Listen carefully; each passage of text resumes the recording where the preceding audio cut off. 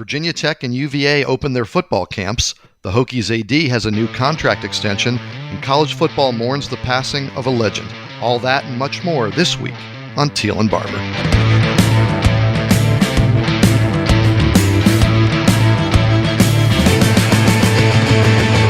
Welcome in to episode 54 of Teel and Barber, the Richmond Times-Dispatch and Richmond.com's Virginia Tech, UVA, and ACC sports podcast. I'm Mike Barber, ACC beat writer for the paper, and joining me here as always, my co-host, the 13-time Sports Writer of the Year and the Virginia Sports Hall of Famer, David Teel. David, how are you? Good morning. Well, hope everyone is the same. We are. We're actually getting ready to take one final mini vacation of this summer before our daughter goes back to school. And you know how it works. You and I get buried in college football and in a good way and all the work that entails. We're heading up to Baltimore, where 2 years ago, we took my daughter to her first ever baseball game, Orioles game against the Yankees. Of course, I was rooting for the Yankees. She got an Orioles shirt and hat and was rooting for the home team, as you should, I think, as a kid, your first time in a ballpark.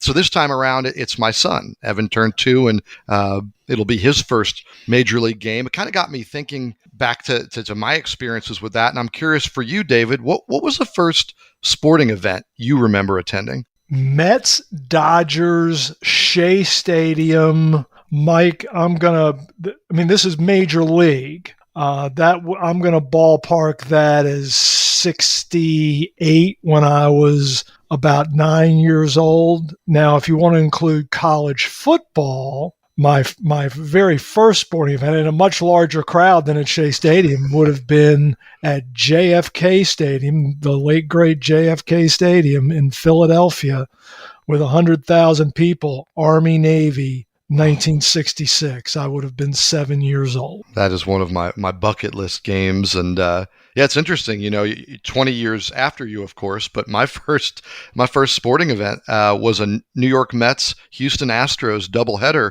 at Shea Stadium. Neither of my parents are big sports fans, but my aunt was really into the Mets, and her roommate took her and I to the game. It ended up being a doubleheader. I remember the night before, my aunt calling the house and saying, playing a little bit of a prank on me. She said, "Oh, I have bad news about tomorrow's game." And I thought, oh no, it's been canceled. I'm not going to get to go to my first major league game. I'm not going to get to see Darryl Strawberry and Len Dykstra in that lineup that they had. And she said, today's game got rained out, so tomorrow's a doubleheader. Would you mind seeing 2 games? Of course, as a 9-year-old, I was also 9 at that time. So absolutely. I remember getting a program and learning how to score a baseball game there. And I remember Ron Darling, they split the doubleheader. I think Ron Darling pitched the game they won. So yeah, it's one of those things that I hope for my kids too, that it stands out from your childhood. What was Tiny Teel's first? Nats game at 9 months old.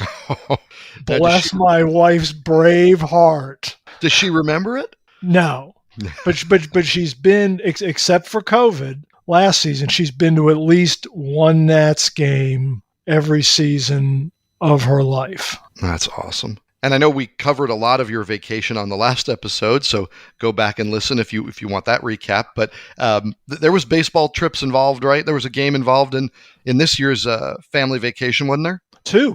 We did a Rockies game and a Salt Lake Bees game. Oh, so cool.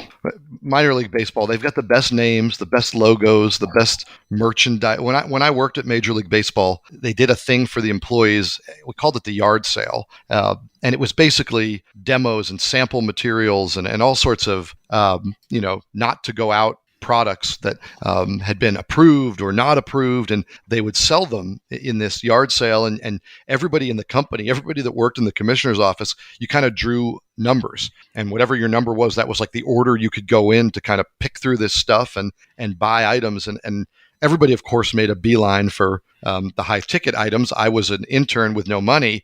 I always worked my way over to the minor league table, and I have a Toledo Mud Hens t-shirt still from that. I think a Sand Gnats hat I picked up there, and those are cool. They're just such cool experiences. Yeah, no, absolutely. And you mentioned the cool nicknames. The night we saw the Bees, they were playing the Sacramento River Cats. Oh, how cool is that? I mean, I love the tradition of the Yankees and the Red Sox and the Cubs, but minor league baseball's where it's at for the fun stuff. Yeah, no question. And pictures with the mascot, and it was a lot of fun. Yeah, I need to give a shout out to our good friend Parney over at the Squirrels. We took the kids over for a game, and he made sure that my daughter got to see Nutsy, and she ended up on the big screen with Nutsy, their mascot, over there at the Diamond. And that's right here, kind of in our own backyard, and always such a good experience. And I think it's good. I don't know how much my son took in at 2 years old, but he knows now that the pitcher throws the ball because he points to the pitcher and he says throw, and then the pitcher throws it, and then he yells to the batter hit, and then he gets a little flustered when the batter doesn't swing. That's the one part that if he becomes a baseball player, he's going to be a free swinger because he does not understand the concept of taking pitches. No, and I'm not sure how much Laura pays attention either.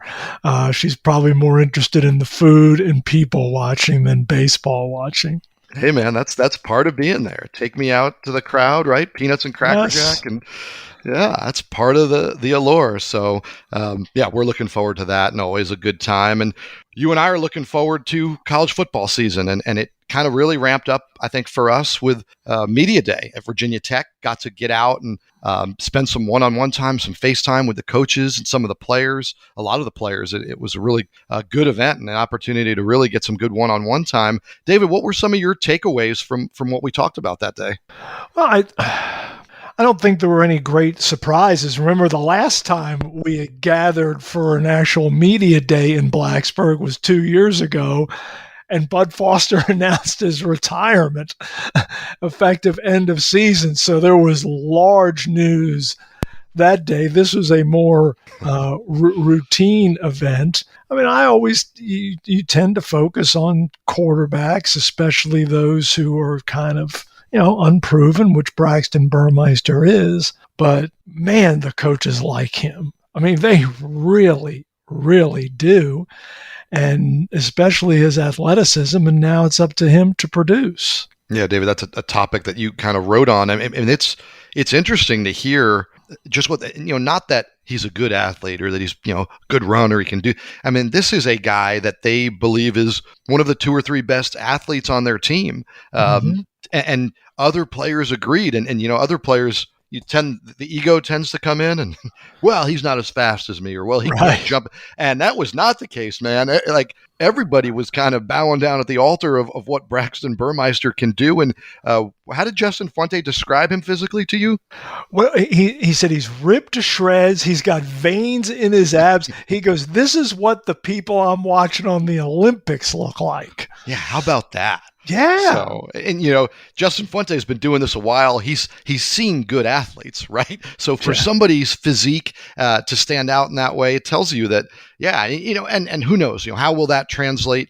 I thought Brad Cornelson and Justin Fuente were interesting, talking about the idea that, hey, people hear great athlete at quarterback and they picture the running and the making plays with your legs. But they said, a lot of that translates into how well he's going to help the passing game, keeping plays alive, arm strength, and, ability to keep his balance. And I think that's going to be the area, because we had people tell us when we were in Charlotte, I think James Mitchell said to me, that this is going to be a really good passing game. I think Justin Fuente said this figures to be their best passing game he's had outside of the Isaiah Ford, Bucky Hodges season. Yes, he did, and that really turned heads. He said, "I feel better." This was his direct quote. "I feel better about the passing game than I ever have since I've been here." And yeah, when a coach says that, your ears perk up, and you make an interesting point, Mike, about balance, because that's one thing that Burmeister's athleticism involves. He's into mixed martial arts. I mean, he was telling me when he was like 4 or 5 years old, his mom was into kickboxing. So he'd go to her kickboxing lessons and watch, and now he's into jiu-jitsu. He's gotten Brock Hoffman into it. And oh, by the way, Burmeister, because he's a SoCal kid, he grew up surfing. He grew up hooping. He dabbled in baseball.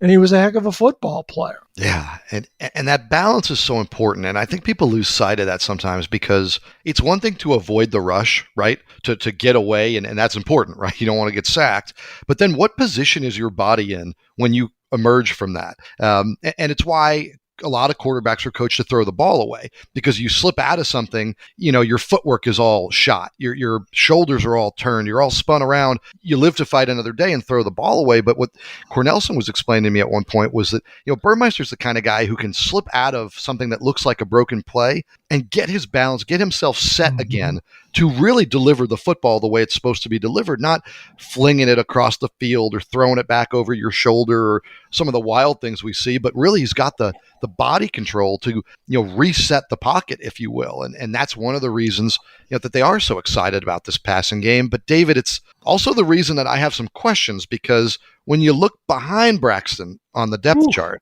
there isn't much there, and that's true, in my opinion, up and down this roster. I told Dax Holyfield, I said, I look at your team and I see a starting 11 on offense and a starting 11 on defense that I think can contend for a Coastal Division title. I look at your two deep and I think you're an injury or two away from a potential train wreck. That's got to be the number one concern right now if you're a Tech fan. Agreed. And I would highlight a couple, maybe even just one position, defensive end. It's been apparent, at least in my interpretation, that they are not optimistic about Emmanuel Belmar being ready for the start of the season, if at all this year, coming back from a serious concussion. And if Belmar is unavailable, what is it defensive end outside of Amari Barno? Yeah, it is thin. And inexperienced, and I think that a little thin inside too. Certainly the addition of the Clemson transfer solidifies the inside. You've got Pollard and Kendricks who have played, but that defensive line, you're right, to me is really thin, especially at end. I see the same thing on the offensive line. Now, the nice thing at offensive line, and Brock Hoffman talked about this a bunch at Media Day, they got a lot of guys who can play a lot of different spots. I mean, Brock told me that, he's practicing at center. He's a Remington candidate at center. That's where he expects to be. But he can play either guard spot. He can play either tackle spot. He told me, Tyrell Smith, Lycidas Smith, Luke Tenuta, that those guys can play every guard and tackle spot. So you have a lot of flexibility where it isn't a case of, okay, who's the backup left tackle? Who's the backup right tackle? It's who's the next lineman ready to come in. And with the addition of the Jordan kid, the Maryland transfer, you've got some pieces. Yeah, you've got some flexibility. You got some pieces, but they don't have the experience. They don't have the depth. Now, you and I talked about this, and we know the coaches are pretty high on Parker Clements, and maybe even somebody who ends up in the starting lineup by the time the season starts. Yes, at right tackle, I would agree. I mean, coming out of the spring, they really seemed to like the progress that he had made there. And I would be surprised if he doesn't land in a starter's role, Mike. I certainly would think that he would be in a regular rotation. I went through and did some research, and the last 3 years they've averaged over 7 starting offensive linemen per game. Now that's kind of comes with the position, right? It's a very physical position. That's not counting all the guys who play. That's not counting guy taking off a series. That's guys who start games. You could see 7 guys in that room that you'll feel good about. The question is, who's spelling guys in game? It's just, it looks thin. Now, they did go and add a junior college transfer from a junior college in Utah. We'll see what he turns out to be. But I think offensive line, defensive line, quarterback, they're an injury away from potentially being in a really bad spot. No question. And, Burmeister had his issues last year. Now, they really weren't in-game injury issues. Yes, he had the hand cramp, but it almost seems certain that was more COVID related from, leading into the NC State game. And then how's he supposed to avoid a teammate stomping on his foot during practice? A 370-pound offensive lineman. Yeah, those guys are supposed to be protecting the quarterback, David, not stomping on him. Right. So it's not like he's had to leave games because of a hit in the pocket that he could have avoided, or he should have slid or gotten out of bounds, or however you would envision a quarterback getting dinged during a game. Yeah, and it goes back to what we started with, the kind of athlete he is. Brad Cornelsen said he's bigger and stronger this year, which should add to the durability. It is a little alarming. He told us in Charlotte he doesn't even know how to slide, right? Which kid's been playing quarterback a long time to not have that particular skill set down. Plus, he was a baseball player. Of course he knows how to slide. Yeah, that might have been a little hyperbole, but he certainly is a guy who isn't afraid of contact. But I think he goes into this year aware of, it's important to pick your spots and to not take unnecessary hits because of what we're saying, because this team looks really good on its first line, on its first team. And things get a little sketchy when you get into that too deep. And, but there's some talent on that too deep. And there's some guys we don't know about. And that brings us pretty neatly to this week's edition of Who You Got. Let's stick with the Virginia Tech football theme here for a minute. And David, we're going to start with you. Okay. If there's one player who needs to have a breakout season for the Hokies to have a successful year, who is it? Who you got? I think the first place you look, guys, is the running back room. And with Khalil Herbert gone 1,700 yards out the door, the primary candidate in my mind, it's not a new name by any stretch, is Jalen Holston. I anticipate that he will be in the starting backfield on September 3rd against North Carolina. But Jalen Holston has never logged more than 70 carries in a season. I believe he had 40 last year. I mean, he's been dinged up, but he's shown some flashes.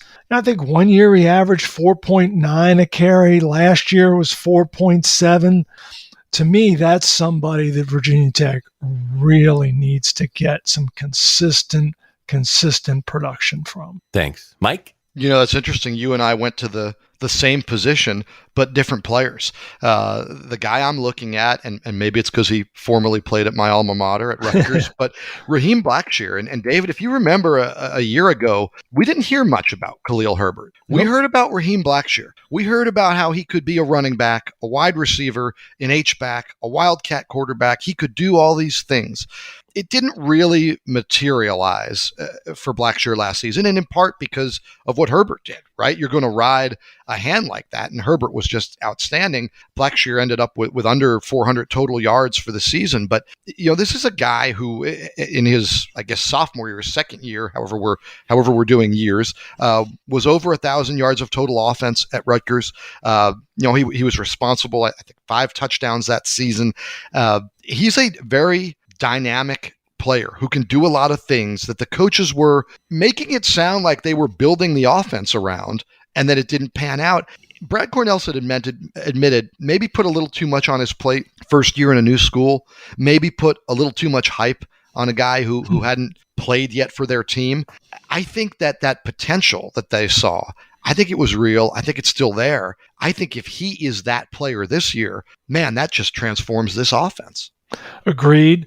And the question that I have, Mike, is from which position? If they're going to try to pare down what they want to do with Blackshear, is it from the running back position? Is it from more of a slot receiver position? How are we going to see him deployed? I'm very curious to see. Yeah, I expect to see him play a huge role in the passing game, and whether it's out of the backfield, motioning out. And, part of what's great about a player like that in the chess match that is offensive coordinator against defensive coordinator is he doesn't tip your hand if he's on the field. Mm-hmm. If he's in there, it can be a running play. It can be a throw out of the backfield. He can motion out, and all of a sudden you need to pull a corner or somebody else down. It creates matchup problems, and I think that's one of the reasons the coaches are so intrigued by him. I'm going to cheat here and let's go a second round on this question, because what about the other side of the ball, David? I'm curious. We both went offense. What about the other side of the ball? Is there a guy you're looking to say, okay, if this guy is good or is as good as advertised or is better than we expect, that could really elevate this defense? Devin Hunter. That's the one that immediately pops to mind, simply because he was such a highly rated prospect when he signed with the Hokies. Obviously had his legal issues and was away from the program for a significant amount of time. Justin Fuente spoke at length to us. Mike, you were in the room when we had kind of a breakout session with him at the ACC kickoff in Charlotte about all that went into reinstating Devin Hunter to the program, not only from a department standpoint, a university standpoint, the head coach.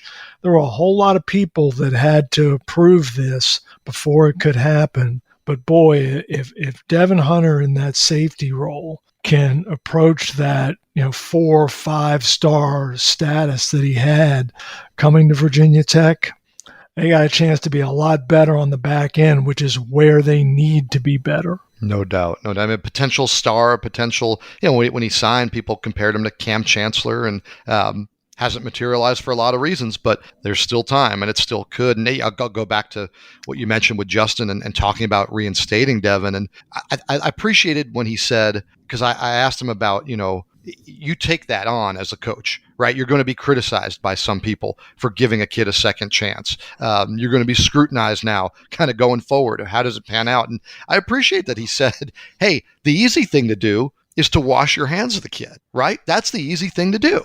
Say, okay, you got in trouble. I don't need this. We're done. And Justin pointed out he's done that. He's done that more than once since he's been the Virginia Tech head coach. And we don't need to relitigate all of those kids, but there have been talented players who he decided it wasn't worth it.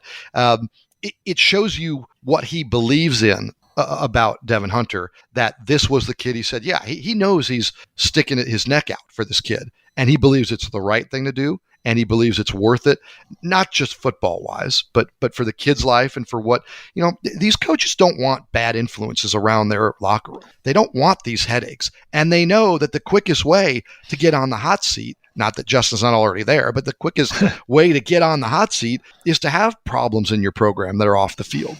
There's very little patience for that. So I think it says a lot about who Devin Hunter is in the eyes of Justin Fuente, that he's been reinstated. And I think you're right. A big year from him could really be huge for the defense. Yep. And you're right about the coach sticking his neck out there, because a coach who's not winning enough, which clearly the last couple of years Justin Fuente has not, if in turn he has issues off the field, any goodwill that he's built up vanishes. That might cushion the blow from a less than successful season. Yeah, and I think we all expect he needs to have a very successful season to remain the coach in Blacksburg. The guy who's going to make that decision ultimately, his future is secure. Whit Babcock, the athletic director, he just agreed to a new extension. David, you were tweeting out some of the details, and interesting in terms of the terms, we didn't see a major change there, right? We're just seeing an extension of years, which in these times, I guess, makes some sense. Yeah, I found it to be a very sensitive way to handle it, for lack of a better word, Mike. This is 2021, and throughout this calendar year, Virginia Tech's athletic department, everyone is having salary reductions depending on your pay scale. Now some, I guess, who make less than $40,000, I believe it is, did not have their salary reduced. But in that climate, it would have been kind of tone deaf to not only extend anyone's contract, and especially the boss, and say, oh, and look, we're going to give him a lot more money. But no, they're not. His salary structure is going to remain the exact same. They extended him through 2029. You look around the country, not many athletic directors have a contract that goes out 8 years. And this is the second time that Virginia Tech has done that with Babcock, because when they signed the deal in 2016, it went through 2024. This new one extends it from 24 to 29. It's interesting because we've seen movement, right, in AD jobs, and one of the jobs that came open was at Missouri, and it's an SEC job. There was some question, would they reach out to Whit Babcock? We don't know if that happened, but the job ended up going to his former number 2 at Virginia Tech. Desiree Reed-Francois, who had most recently been the AD at UNLV. Interesting, at least in that connection. It makes me wonder if there was a phone call to Whit Babcock, if he not only passed but put in a good word for who he might look to. Certainly, she's got a resume that warrants that attention. Oh, if I assure you, Mike, if Missouri reached out to Whit, and it makes sense that the Tigers would have. Whit used to work at Missouri, and if someone from Missouri did indeed contact him, there's no question he would have given Desiree just a strongest endorsement. Desiree worked for Whit not only at Virginia Tech but also Cincinnati. Desiree, as you mentioned, most recently the AD at UNLV. She's worked in the NFL and on the legal side with the Oakland Raiders, and has a very diverse set of experiences that I think will serve her well in the SEC. Now that's a whole different operation than at UNLV, but she's got SEC chops too. She's worked at Tennessee. Yeah, no, it's going to be interesting to see what she does there. And Missouri is certainly not known for football in a league that's known for football. So that will be a bit of a challenge. David, speaking of football, I'm curious, how do you, equate the extension for Whit Babcock to Justin Fuente's situation? Because in my eyes, it in a sense kind of ratchets up the pressure, because according to that contract extension, if there's a coaching change, Whit'll be there to oversee it and to live through it. To me, it says this guy isn't going anywhere. Now it's your turn to kind of put up or shut up. I think it's a pretty fair assessment of it. And ADs, fairly or not, are essentially judged by the coaches they hire, especially the marquee coaches. And Whit Babcock hired Buzz Williams. Turned out to be a pretty good hire. He hired Mike Young. Looks like that's going to be a pretty darn good hire. Hired Justin Fuente. We'll see. So, and football matters clearly more than men's basketball at Virginia Tech, as well it should. That's the one that makes the money. And, Whit's last football hire at Cincinnati didn't work out so well either, although the guy is in the U.S. Senate. So who am I to question how it all worked out? I question the voters probably more there than I do any athletic directors and the way that thing turned out. But, speaking of coaching hires, one that happened many, many, many, many years ago and was, as successful as any run we've seen, Bobby Bowden at Florida State, and the legendary Seminoles coach passed away. And, David, you and I both got the chance to spend time with Bobby Bowden to get to know him a little bit. You, I'm sure, more than I did. But what stands out from just such an iconic career that Bobby had?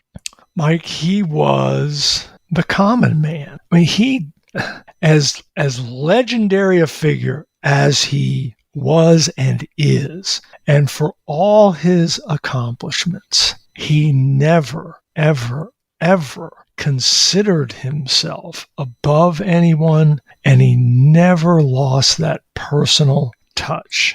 I had a friend of mine who's a former SID, Sports Information Director at Wake Forest, John Justice, tell me a story yesterday about how in 2007, and John had been out of the SID business for quite some time at this point. He was no longer affiliated with Wake Forest, but he was working in Winston-Salem. And when the football schedule came out, John noticed that the Seminoles were playing at Wake Forest on a Thursday night. And John, knowing that Coach Bowden was a man of faith, thought, wow, I wonder if when Florida State comes up here, I know it would be game day, but maybe, just maybe, Coach Bowden might come speak to our men's group on a Thursday morning at our church in Winston-Salem. So he reached out to his friend at Florida State in sports information, and Rob Wilson is his name. And Rob told John, well, of course he'll do it. He'll be happy to do it. He does it all the time. And John's like, are you sure? It's game day. Oh, no, won't be a problem. And so it came to pass that on a game day, when Florida State was staying a half hour outside of Winston near the Greensboro airport, John Justice fetched Bobby Bowden at 6:00 in the morning from the team hotel, drove him to Winston-Salem. More than 100 people showed up. They usually get about 25. Bobby spoke for half an hour, hung out afterward, glad-handing and slapping backs and, posing for photos and answering questions like he didn't have anything to do. That's who does that? Yeah, and nobody anymore, and that's why it stands out. And that was my experience with Bobby. It was near the end of his career. It was in the off season, so at least he didn't have a game looming. But he came to Harrisonburg when I was covering James Madison, and he was speaking at I think an FCA event, and the PR person kind of said, well, he's got this, he's got that, he's booked up. I don't think he's going to have a lot of time for local media. And I said, okay, so 5 minutes. I just want to get his thoughts on being here. And how local papers do. It's somebody famous is in town, you write about them being here. And then I figured I'd write about whatever he said to the group. And I saw him in the hallway, and he said, where are you from? And I said, I'm with the local paper here. And he said, I love local newspapers. And he took me in a room and told the PR guy it would be fine. And he sat and talked to me for about 20 minutes about how much he still loved reading the paper in his hometown, and getting up every morning and the printed paper and folding it open during breakfast and reading the local paper and seeing what was happening in his neighborhood. And then 20 minutes ran out, and the PR person came in and said, are you all good? And Bobby said, oh, we haven't started. We've just been chatting. And he sat with me for maybe another 30 and did an interview about, life and football and the things he does in the off season. And it was like you said, it wasn't about his image. It wasn't that he wanted me to see him as, it's just who he was. You want to talk to me? I'll talk to you. I'm busy. I'll find time. And it wasn't big time. It wasn't grandstanding, which sometimes we see, right? With coaches now, they'll give you some time because they got a message they want to get out. Mm-hmm. Bobby Bowden was down to talk about whatever I wanted to talk about. And, more than 2 national titles and 12 ACC titles and all the victories. That experience for me is what I'll remember most about Coach Bowden. Yeah, everybody has, anyone who encountered him has a Bobby story similar to that. Mm-hmm. I mean, Mark Richt, as former offensive coordinator and graduate assistant coach at the start, told such a moving story about in 1986, a Florida State player was shot and killed outside a campus dance on an off week. It was in September. And this young man was totally innocent. He was a starting offensive lineman, was outside, and there was a disagreement. He wasn't going to fight anybody. He wasn't armed. And the next thing you know, he takes a shotgun pellet to the chest and dies. And Bobby gathered the team the next day and just said, you all think that you're going to live forever, but I'm telling you, you need to get your spiritual life in order, because if you die tonight, do you know where you're going to spend eternity? And Mark Richt said he was talking to the players, but that was God talking to me too. He said, because I wasn't in the right place spiritually. And the next day, Mark Richt went into Bobby's office and professed his faith and turned to Christianity. And, Mark Richt then, became an advocate. And then he and his wife adopted 2 special needs children from an orphanage in the Ukraine.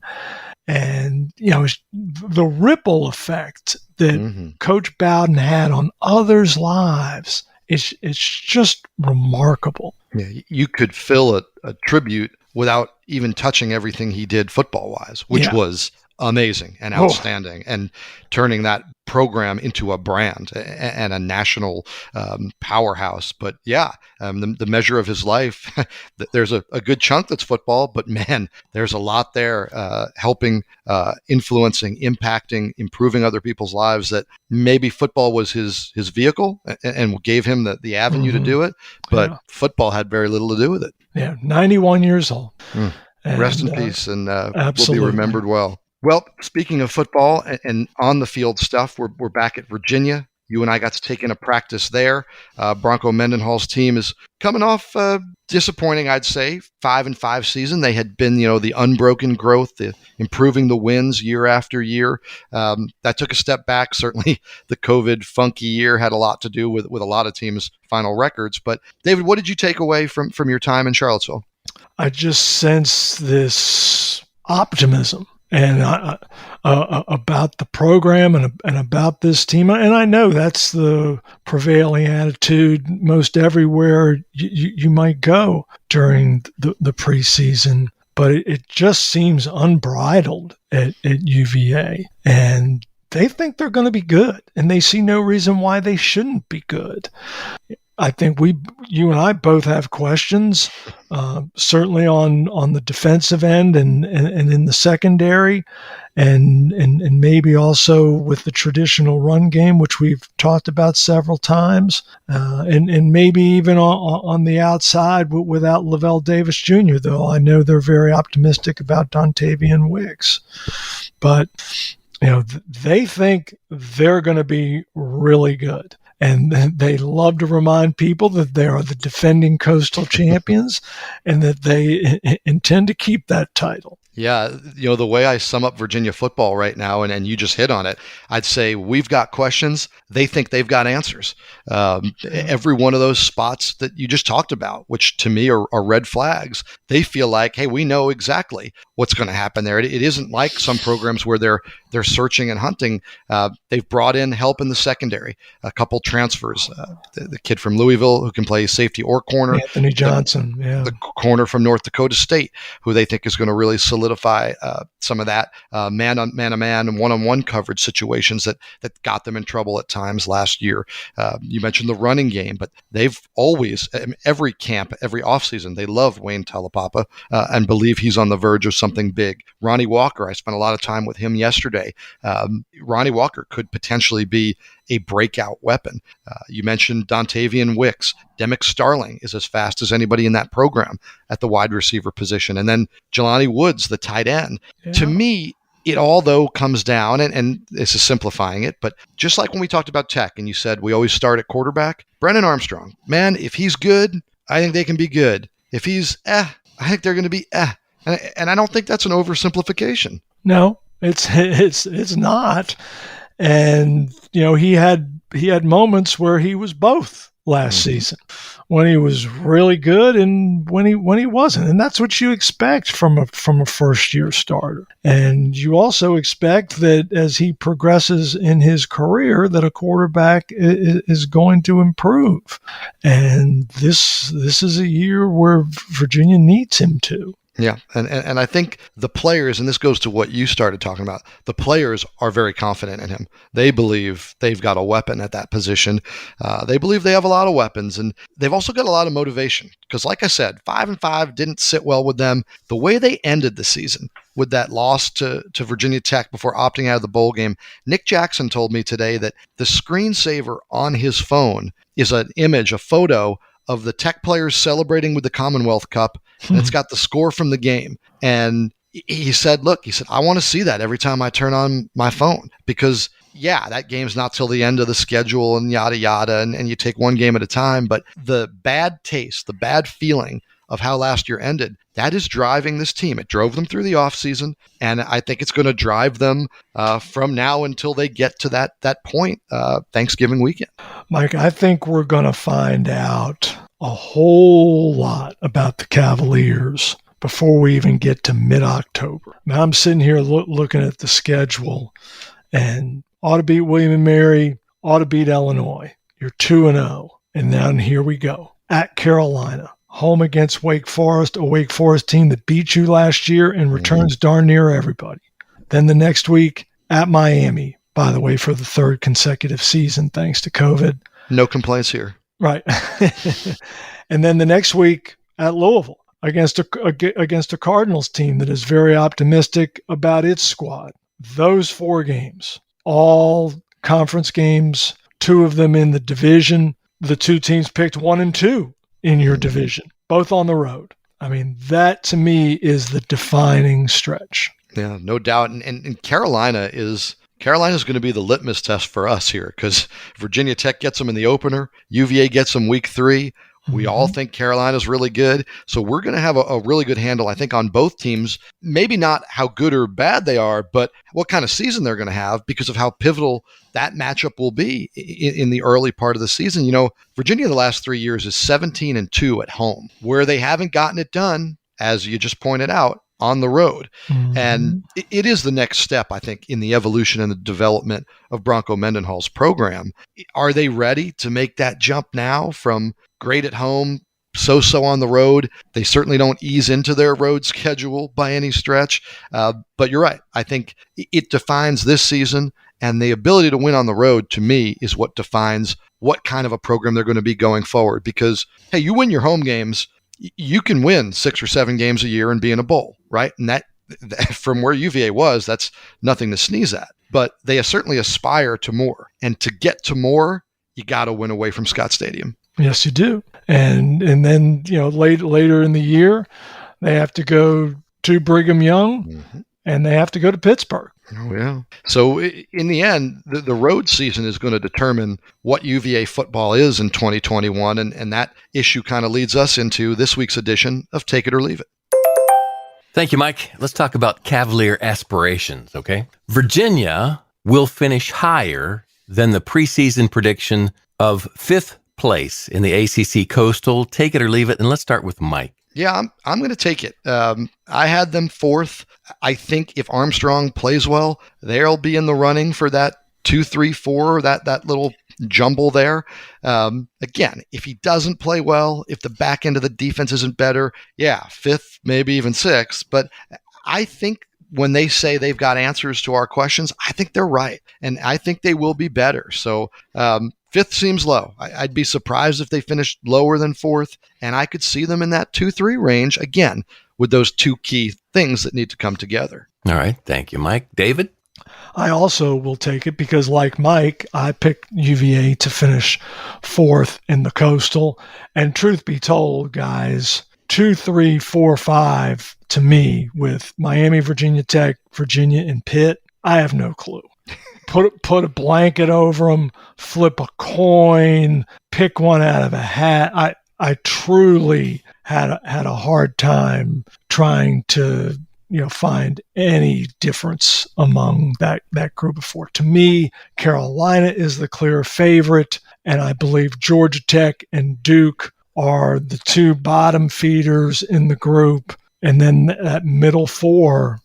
Your guess is as good as mine. Yeah, it's going to make every one of those conference division games especially so crucial. And my hope, kind of selfishly for the season, is that UVA and Tech are right there for that 2-3 kind of spot, because it's going to make that game at the end of the year all the more special. And, it came up a few times. It wasn't just Tech and UVA, that game, it wasn't just UVA players kind of lamenting last year. Dax Holyfield said that the year that UVA beat Tech to earn the division title, to go to the Orange Bowl, Dax felt like that was a setback for the Tech program, a tipping point, because he felt like, hey, if they win that year, win the division, it's all uphill from there. And losing that one game cost him the Orange Bowl, cost him the division, and he felt like it set the program back. And we're getting ahead of ourselves, but I think both those teams have a chance to be in the 2-3 range, and man, that would make the final regular season game really something special for us. A lot of fourth quarters between now and Thanksgiving weekend, my brother. We got a ways to go, and man, we're going to enjoy it, and we hope you do too, and we hope you enjoyed listening today. You can subscribe to Teel and Barber on Apple Podcasts or wherever you find your favorite pods, and please consider supporting local journalism with an online subscription to the TD. You can find special promotional offers available at richmond.com. Today's show was produced by Dean Hoffmeyer. Teel and Barber is a podcast of the Richmond Times-Dispatch and richmond.com. For David Teel, I'm Mike Barber. Thanks for listening. Be healthy and safe, and please join David and me again next time.